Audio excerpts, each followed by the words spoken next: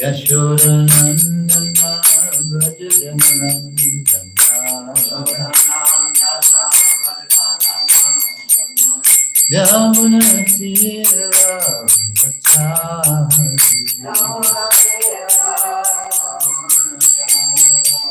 Jaya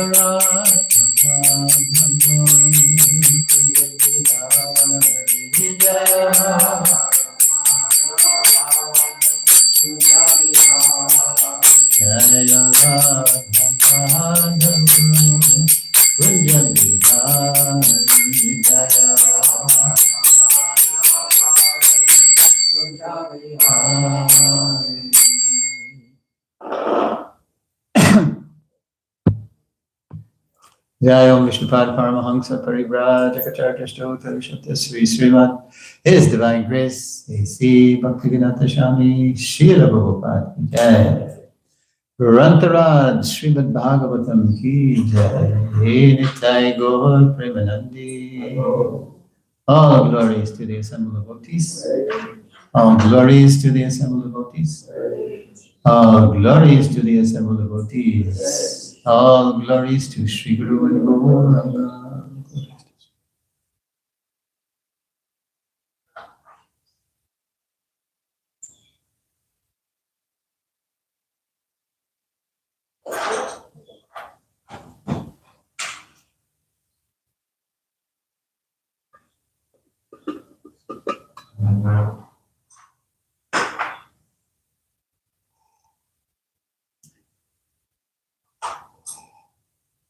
This mic is so good it picks up all my slurps too. Got a slurp over here.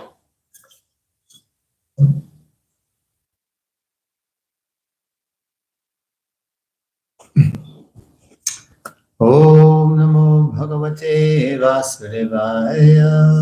Om Namo Bhagavate Vasudevaya. Om Namo Bhagavate Vasudevaya. Om Namo Bhagavate Vasudevaya. Om Namo Bhagavate Vasudevaya. Om Namo Bhagavate Vasudevaya. O my Lord, Sri Krishna, son of Vasudeva, O all-pervading personality of Godhead, I offer my respectful obeisances unto you.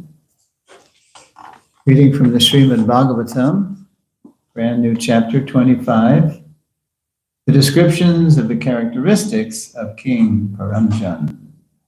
Text 1. Maitreya Uvacha. Maitreya Uvacha. Iti Sandishya Bhagavan. Iti Sandishya Bhagavan. Barhishyadair Abhipujataha. Barhishyadair Abhipujataha. Ashyatam Rajaputranam. Ashyatam Rajaputranam. Tatraivan Dadhe Haraha. Tatraivan Dadhe Haraha. Maitre Uvacha. Maitreya Uvacha. Iti Sandishya Bhagavan. Iti Sandishya Bhagavan. Barhishyadair Abhipujataha. Barhishadair Abhipujitaha.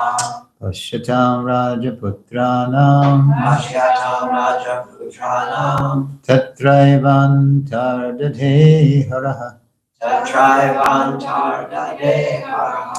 Maitre Uvacha. Maitreya Uvacha. Iti Sandishya Bhagavan. Iti Sandishya Bhagavan. Barhishyadair Abhipujataha. Barhishadair Abhipujitaha. Ashyatam Rajaputranam. Ashyatam Rajaputranam. Tatraivan Dadhe Haraha. Tatraivantar Dade Haraha. Maitreya Uvacha. Maitreya Uvacha. Iti Sandishya Bhagavan. Iti Sandishya Bhagavan. Barhishadair Abhipujitaha. Barhishadair Abhipujitaha. Ashyatam Rajaputranam. Ashyatam Rajaputranam. Tatraivantar Dade Haraha. Tatraivantar Dade Haraha. Maitreya Uvacha. Maitreya Uvacha. Bhagavan, Iti Shandeshya Bhagavan, Arhishade Arti Pujitaha, Vahishadar Abhipujitaha, Ashatam Rajaputrana, Ashyatam Rajaputrana,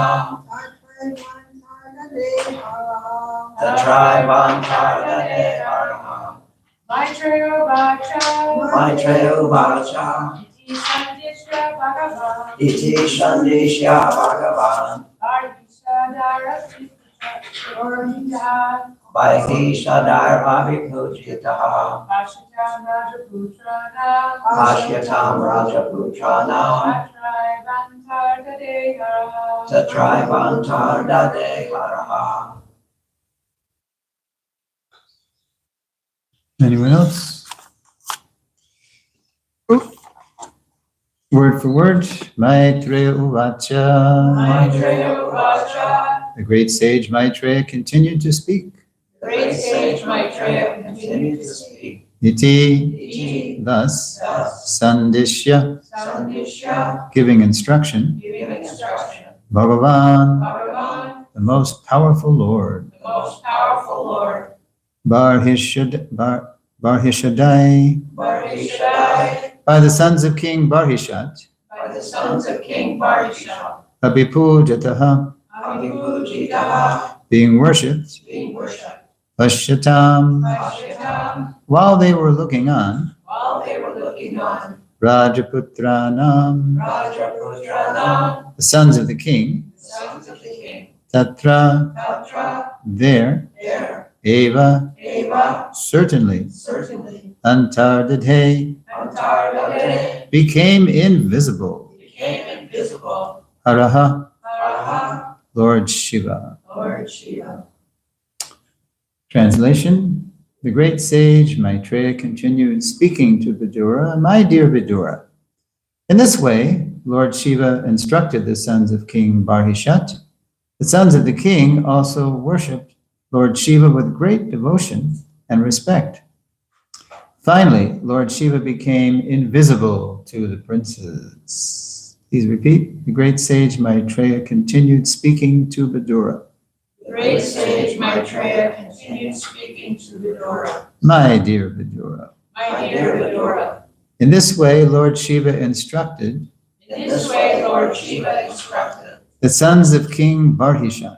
the sons of King Barhisha, The sons of the king the sons of the king, also worship Lord Shiva also worship Lord Shiva with great devotion and respect. with great devotion and respect. Finally, Lord Shiva Finally, Lord Shiva became invisible to the princes. became invisible to the princes. Srila Prabhupada's purport. This chapter contains a great lesson concerning the monarchical kingdom in the days of yore. When King Barhishat was considering retiring from the royal duties, he sent his sons to perform austerities in order to become perfect kings for the welfare of the citizens. At the same time, King Barhishat was being instructed by the great sage Narada about the material world and the living entity who wants to enjoy it. It is therefore very clear how the kings and princes were trained to take charge of a kingdom. Welfare activities for the benefit of the citizens were aimed at understanding the Supreme Personality of Godhead. The human form of life is especially meant for understanding God, our relationship with Him, and our activities in His service. Because the kings took charge of the spiritual education of the citizens, both the king and the citizens were happy in Krishna consciousness. In this regard, we should remember that the monarchical hierarchy of Prachini Barhishat comes from Maharaj Dhruva. This whole canto actually, it starts with King Uttanapat, but then a lot of it's about Dhruva after that. Let's see. Maharaj Dhruva, a great devotee of the Lord and the most celebrated disciple of Narada Muni. King Prachini Barhishat was then too much engaged in fruitive activities due to performing different types of yogyas. One can actually be promoted to higher planetary systems or to the heavenly kingdoms by performing various yogyas. But there is no question of liberation or going back home, back to Godhead. When the great sage Narada saw that a descendant of Maharaj Dhruva was being misled by fruitive activities, Narada took compassion upon him and personally came to instruct him about the ultimate benediction of life, Bhakti Yoga. How Narada Muni indirectly introduced the Bhakti Yoga system to King Prachini Barhishat is very interestingly described in this 25th chapter. Srila Prabhupada ki jai. Om Ajnana Timirandasya Jnananjana Shalakaya Chakshur Militam Jena Tasmai Shri Gurave Namaha. I was born in the darkest ignorance, and my spiritual master is kindly opening my eyes. With the torch of knowledge, I offer my respectful obeisances unto him.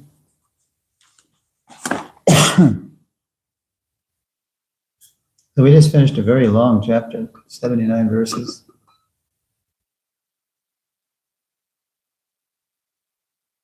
And the heart of it was about 40 verses, 33 to 73, where Lord Shiva, who was playing the role of guru, was instructing the Prachetas all about what the best sacrifice is, because their father, Barhishat, he was pious, he was a good king. He knew that if his sons were going to be good leaders for the people, that they had to learn how to control themselves and help the citizens in all respects.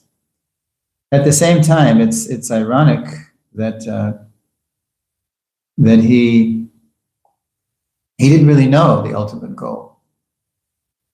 I mean, the ultimate goal was described in this chapter 24, chanting the song sung by Lord Shiva, which is to worship and serve and surrender to the greatest, the Supreme Personality of Godhead, who is the most beautiful, the wisest, the kindest, all these opulences. So he took advantage, Lord Shiva took advantage of the order that the Prachetas had gotten, and he sort of intercepted them and said, oh, okay, now I'm going to give you something, the best thing to meditate on. You've been ordered to do austerities, so you have to do austerities for the pleasure of the Supreme. So then he described the Supreme and how to meditate upon him. And because only, another irony, Krishna is the most beautiful, but he's also time. He's the destroyer. Kalokshi Lokshaya Pravidho in Gita. Who are you? Arjuna says, time I am, destroyer of the worlds. So that's after Arjuna was horrified by Krishna's universal form. Who are you? What is this? What's going on? So the most beautiful person also can appear as the most horrible feature, because time destroys everything. So, but what Barhishat was intending for his sons to do was to become very good karma yogis, when they would learn how to do good karma and so instruct the citizens on how to do good karma and to elevate themselves. But Krishna describes, I think I mentioned this in the Sunday talk, 9:20:21. What happens? Remember the Ferris wheel analogy, probably. Yeah. Those who study the Vedas, this is like Barhishat, and drink the soma juice, seeking the heavenly planets, worship me indirectly. So, yeah, it's indirect. because it's not directly Krishna. It's something, it's Krishna's representatives, like Indra, Chandra, Varun. These are all heavenly, these are all devas. Purified of sinful reactions, they take birth on this pious heavenly planet of Indra, where they enjoy godly delights. Sounds like a good deal. Wow. Who needs to hear about God? You got everything. You got intoxication that doesn't debilitate you and invigorates your senses. You got the most, everybody's beautiful, and all the environment is all, there's no need for ecology movements because everything is very nicely taken care of, and there's so many subtle enjoyments. But it ends. Next verse. When they have thus enjoyed, have vast heavenly sense pleasure. Yeah, they live for thousands and thousands of years. And the results of their pious activities are exhausted. Spend all your money. They return to this mortal planet again. Thus, those who seek sense enjoyment by adhering to the principles of the three Vedas achieve only repeated birth and death. Yeah, that's what you get for being a good karmi, for being pukka karmis, pious karmis. Not enough to be pious. We have to go beyond pious to because pious is still self-centered. So let's see. I'm getting my notes here. So Srila Prabhupada, in his purport, contrasts Barhishat's notion of sacrifice with Lord Shiva's teachings to his sons. While Shiva taught his sons selfless devotion to the Supreme, Barhishat's idea of performing sacrifice was to show citizens how to practice good karma yoga. Does it still say that on the jar? It's good karma if you give tips. Is there another way we can say it? So a customer actually suggested we change it. A customer suggested we change it. Wow, a to customer. gratuity jar, a gratitude jar. Hey, there you go. Tips is such a contentious thing. Oh, right, because of yeah, both Harris and Trump are saying, yeah, we don't want no taxes on tips. But it's a big part of the economy, right? Yeah, that's good. So the customer didn't necessarily know the best reason of why, but she gave us a nice way to do that. So that's Krishna indirectly telling us how to do it. Okay, how to practice. Yeah, so Barishats, yeah, so for heavenly elevation. But that traps us in the cycle of birth and death. The Ferris wheel, like the hamster, has a wheel too, up, down. Now, yesterday, I want to share with you in this connection, interesting conversation I had with, anybody ever meet Terry? Big guy comes to the restaurant sometimes with Chaitanya Amrita. Oh yeah, older guy. Yeah, the older guy. Yeah, I'm probably older. Yeah, he's 66, she's 66. I'm 77, but he's an old guy. He's had a tough life. He grew up in, I think it was El Paso or Yuma. Anyway, his stepfather, his father ran away. His mother was a sharpshooter. And she was like an Annie Oakley. She was performing in shows, and she was heavy duty, a heavy duty woman. So I guess the original father couldn't handle her, so he ran away when he was only 4. But then the stepfather came in. She remarried the sheriff of the town. I guess he could handle it because he was the sheriff, right? But he was so abusive. And he was an alcoholic. He was the sheriff of the town. He was an alcoholic. And so he was a mean drunk. So he, beat, like Terry said, I would get beat with a belt, and I had the welts to prove it, and it was horrible, So he said when he was 60, in 1969, when he was 11 years old, he got it into his head that he's going to run away to Woodstock.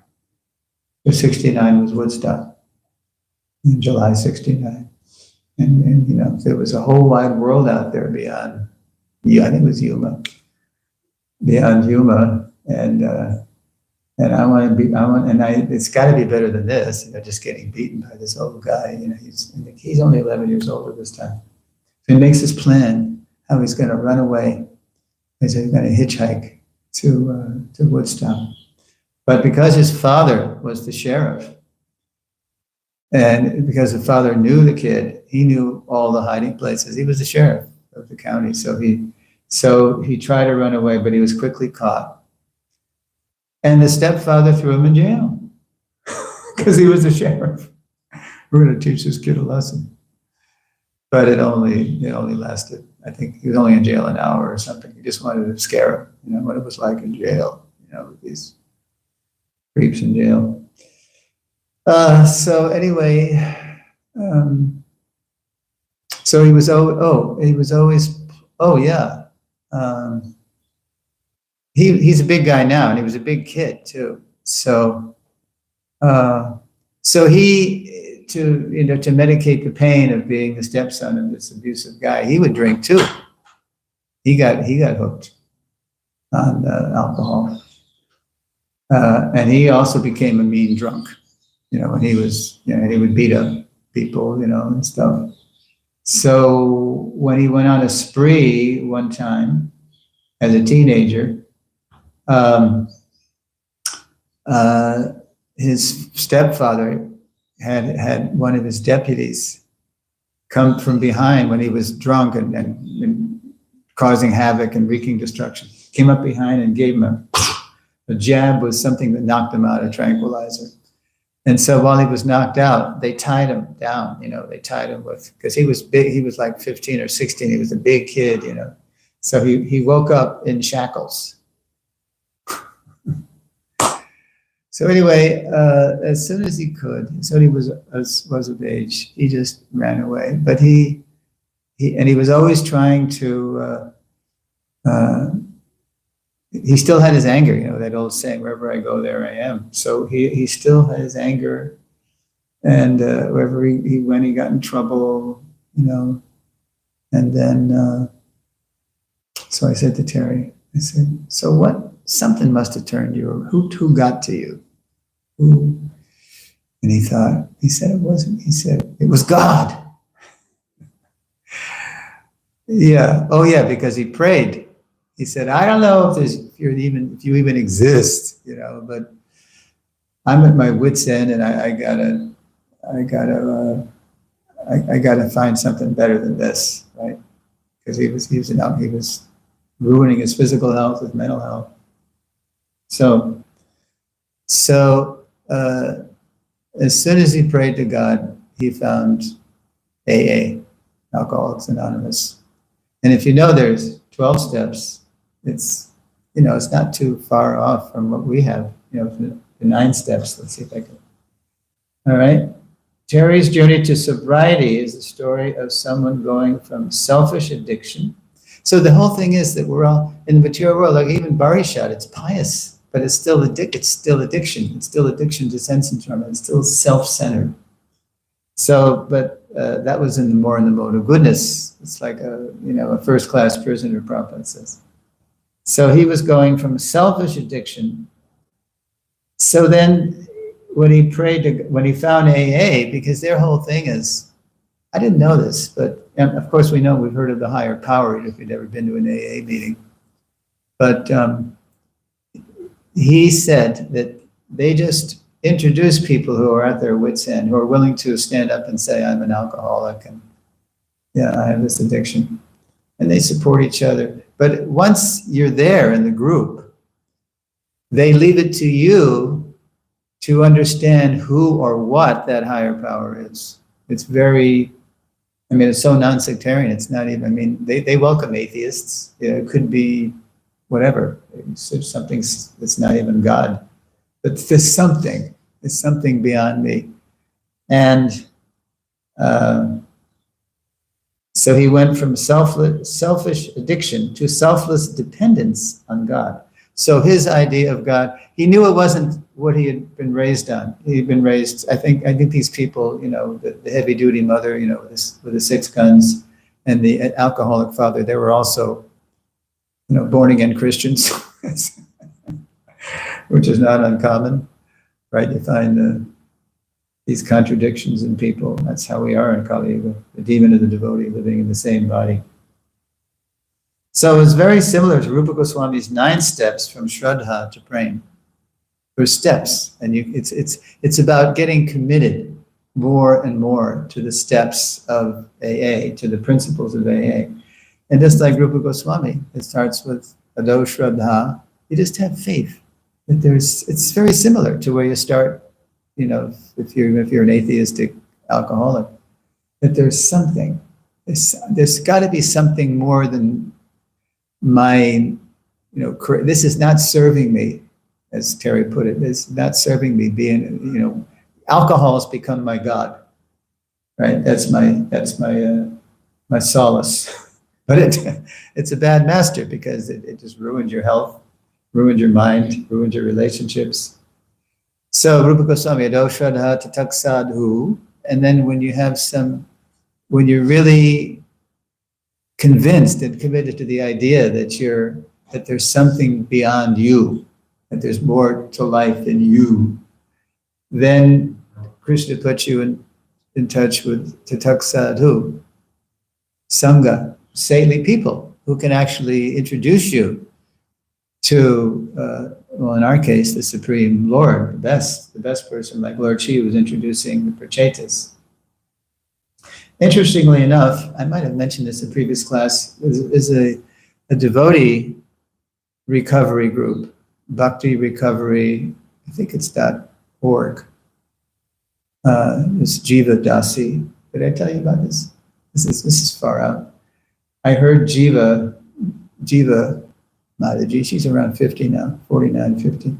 And she told on Nam Rasa's late morning show how her whole life story, because he asked her, well, how did you start this Bhakti Recovery group?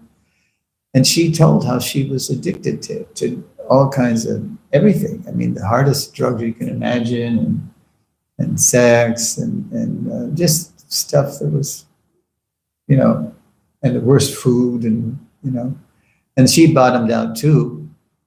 And so hearing her story on Namarasa's show, then I met her in Mayapur later after I'd seen the show.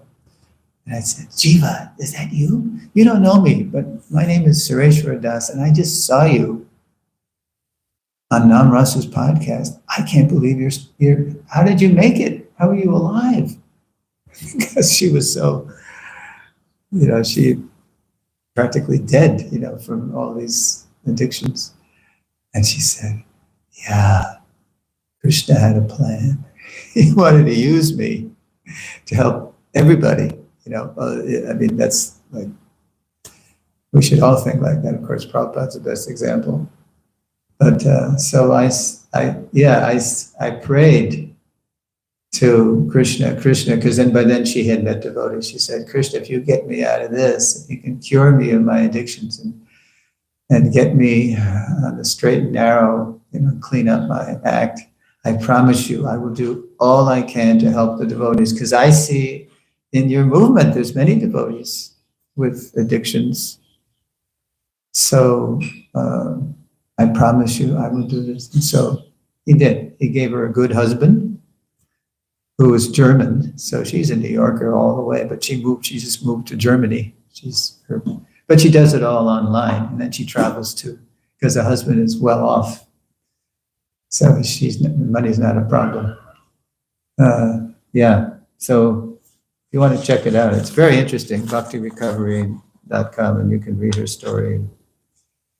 Okay, so the whole idea is to go, whether it's the 9 steps at Oshada, to Prem, from Shraddha to Prem, or it's the AA's 12 principles. It's going from intense selfishness to complete selflessness.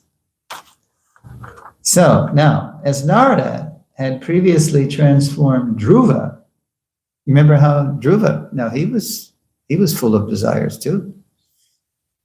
What do you want? After he did those, he was intense. After 6 months, he had the whole universe suffocating because his Ashtanga yoga was so intense that the demigods couldn't breathe, and they said, "Will you please go down and see what this kid wants? We can't breathe." So, what do you want? But famous verse from the Hari Bhakti Surodaya, Svamin Kritartos Mi Varamniyachi. He wanted a kingdom greater than his grandfather, greater than his great-grandfather. He wanted a kingdom bigger than Brahma. Yes, that's all. Bigger than Brahma, forget Uttanapad, his father, forget Swayambhuva Manu, his grandfather. He wanted a kingdom bigger than Brahma, who had the whole universe. So, but as soon as he saw Lord Vishnu, wow, he was purified. Svamin Kritartos Mi Varang. All these desires, it was like broken pieces of glass now that I've seen in you a rare gem. Yeah. So as Narada had previously transformed Dhruva from self-centered desires to a pure devotee, so he wants to give King Barishat the same benediction. He can't stand it. Narada Muni can't stand it.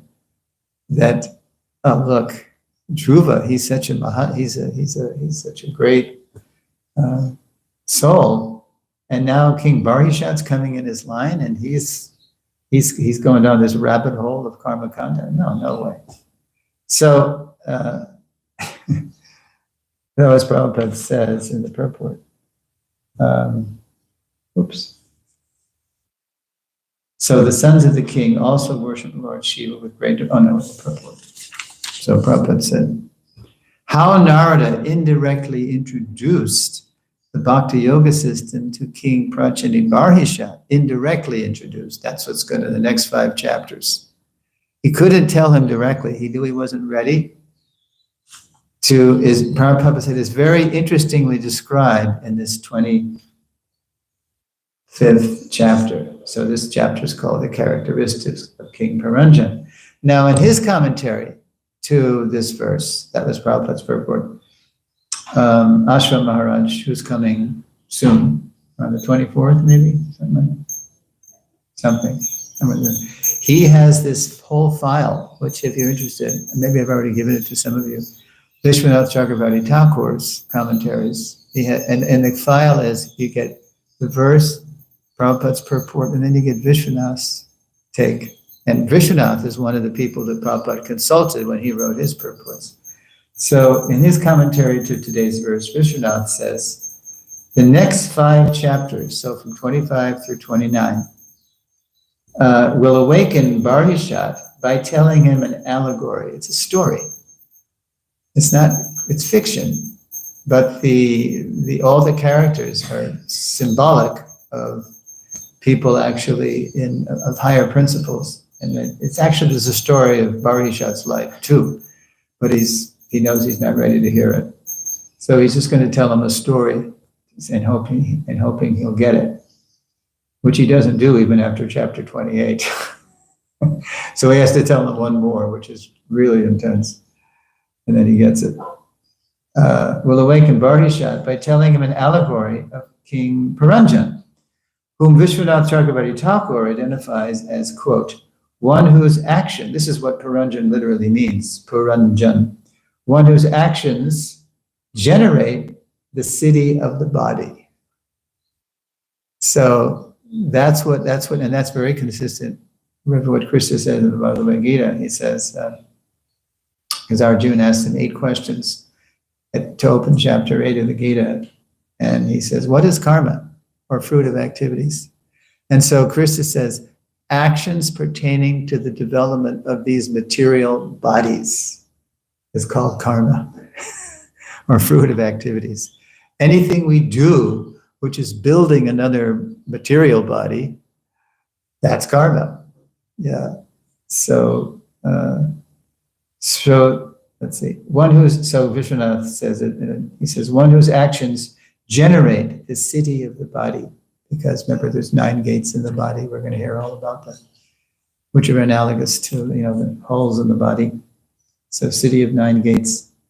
Through this allegory, says Srila Prabhupada at the end of today's purport, Narada Muni, quote, indirectly introduces the Bhakti Yoga system to King Puranjan. So we'll see how he does that. And it's a real, he's really modeling how to awaken Krishna consciousness to somebody who's not ready for direct Krishna consciousness, but he does it indirectly. And then he finally gets it. Oh, that's me, Puranjan, that's me. Yeah. Okay, so I'm going to read the verse again. If you have any questions or comments, this is the whole 5 chapters now, the descriptions of the characteristics of King Puranjan. The great sage Maitreya continued speaking to Vidura.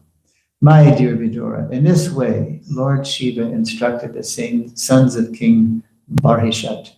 The sons of the king also worshipped Lord Shiva with great devotion and respect. That was his mercy.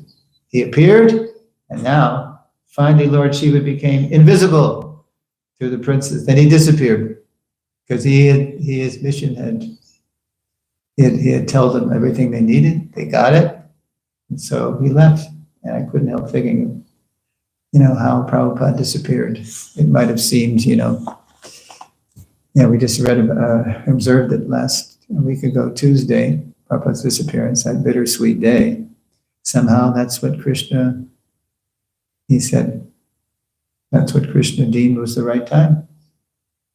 And Prabhupada even said, I've given you everything, so just follow my instructions. Yeah. Okay, any questions or comments? Yes. Of course, you're talking about AA, and I've spent a lot of time, many decades ago in various 12-step AA or NA meetings, and I truly believe that that is my spiritual foundation. I always liken it to it's spirituality for dummies.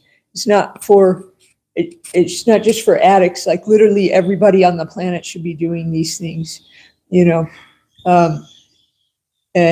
things would be a lot nicer if they were, and so I think they're doing great work, but it's certainly up to you to do the work, because really you just replace alcohol with Maya, and those 12 steps are applicable to everybody. So yeah, good point. Yeah, we're all addicted in this material world to sense gratification, whether it's subtle and so-called refined, or whether it's just really gross. And that's what I said to Terry, because Terry is we were at Krishnamrita's house, and so we were chanting together, we were reading the Gita together, and she's got him chanting on beats. Mm-hmm. Because he's attracted to the mantra. And I said, well, I'm not surprised that you're attracted to the mantra, because the mantra means, oh Radha, oh Krishna, please engage me in your service. Because his point was, it's not enough to pray, you've got to act. And I said, well, that's what the mantra is. Yeah. It's a prayer for action, for service. And he said, oh. Yeah, and one in the meetings, they have a lot of really great one-liners, and one of my favorites is, we can only keep what we have by giving it away. So you can only keep your own spiritual recovery by sharing it with others. Wow. Preaching. Yeah, exactly. Yeah, otherwise we're hoarding, right? Yeah. And then we lose. Krishna takes away what we hoard. Yeah. But the more you give, the more you get to give. Yeah. Wow. That's really, yeah. Yeah, these principles, Krishna must have inspired these people. Absolutely. To make this thing because it's Krishna consciousness without explicitly Krishna. As I said, they just call it the higher power, and they leave it to you to pursue that higher power in whatever way you like. It's even structured the same, like, because instead of a guru, you have a sponsor, and then you have the sponsor has sponsees, and then once those sponsees become learned enough, then they also have sponsees. Wow, it's like guru disciple, huh? Yeah. In one of Bhakti Tirtha Swami's spiritual warriors, I can't remember the exact number because there's 7, but he also mentions the 12 steps, and he said the exact same thing you said. Everyone should be performing the 12 steps. Everybody should be doing it. Yeah. Okay.